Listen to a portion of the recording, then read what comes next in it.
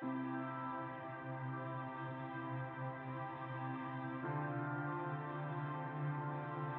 се однесува до безбедноста, уште додека се планираше и се градеше, критичката јавност, кога тогаш беше и гласна, се уште имаше надеж дека можеби нешто ќе се смени, говореше дека не сме да се гради во близина на речно корито, дека Скопје не случајно изгледа така како што изгледа, бидејќи е земјотресно тектонско подрачје, се уриваат згради, големи земјотреси се и така натаму.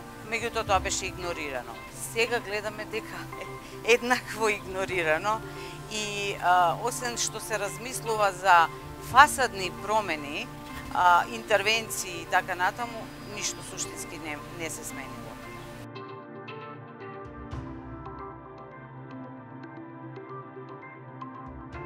Објектите од Скопје 2014 се распаѓаат, тоа е веќе видливо, никој не ги одржува, вечниот оган вечно е незапален, фасадите се распаѓаат, стиропорите кои што треба да глумат мермер веќе не играат таа улога, парите ги нема, но она што е најстрашно е што не дојде до промена во односот кон тоа како се гради, како се планира јавен простор и натаму тој тренд продолжува, само што сега стилот не е квази класицизам, туку е некој уствари немање стил.